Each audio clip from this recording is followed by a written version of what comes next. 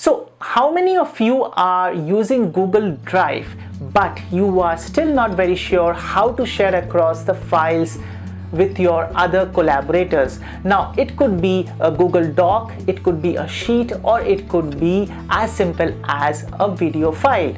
I have seen lots of educators who are still using the other mode of social media, such as WhatsApp, or it could be Telegram, by which they are sharing these files across. Now if you know these steps, then you can go ahead and start using this to share it across with your students.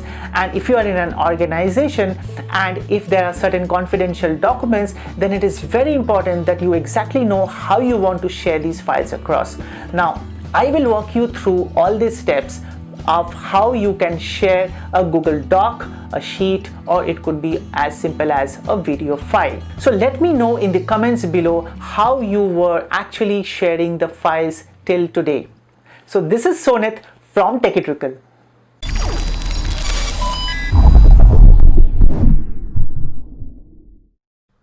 So I am inside one of my Google Drive accounts, and the first thing that you will notice here is that the files are arranged in a different way. So what I mean by that is the first section that you have here is the quick access.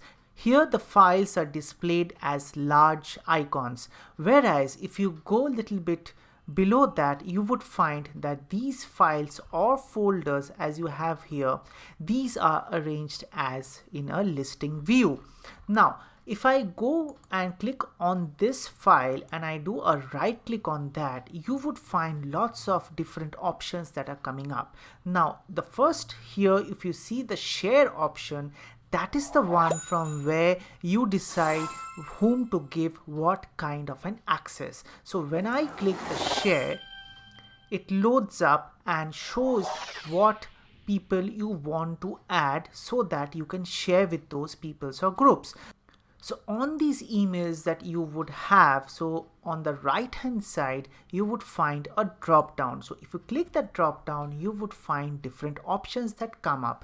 Now view is as you give that person a share, definitely, but he will only be able to view your file, so he cannot do any edit. So for doing the editing, you would need the editor mode. So if you give somebody as the editor, so he can view as well as edit that particular file.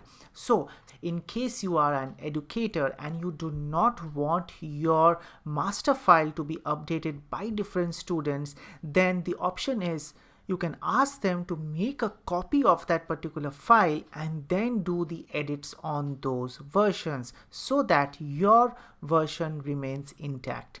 Now if you come below it, you would find there is an option called remove. So today if you are giving access to 5 people and then tomorrow you decide to remove 2 of them, then you need to come back on this particular place in this location and then you need to go ahead and remove that ID from the sharing. Now there is another section here you can see here which says get link. So when I click that, you would find that it shows a link here which you can copy, but definitely before that I need to first fix 2 things here.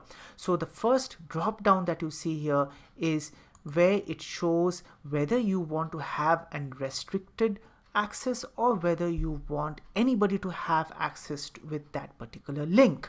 So if you give anyone that link, so you can clearly see here that anybody on the internet can view this. So just beware, if the particular document you do not want everyone to view, then you should use it is as restricted. So if you restrict it, what happens is only the people that have been added can only open that link. Of course, if you had given them with the editor mode, then they can definitely go ahead and view as well as edit that particular file.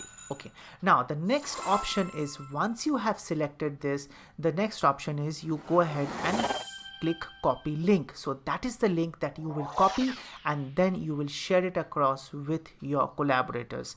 Now I think you must have noticed one thing, that when you are on the restricted mode, you do not get the other options. Now, what are those options? So let me go back here and click on anyone with the link. So here you would see that it does give me all those options that it was giving me. So once you have chosen all your specifications and you have updated all your settings, then you can go ahead and click done.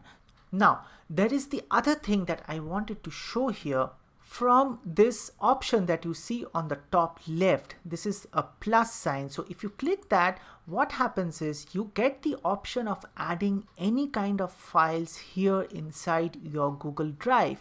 And the good thing about it is you can create the file here, and then once you create the file, you can go ahead and start sharing that file. So what I mean by that is I click on, say for example, a Google Doc file, and then once it loads up, this file actually gets stored inside your drive. So the first thing that you need to do here is you need to go ahead and change the name of the file.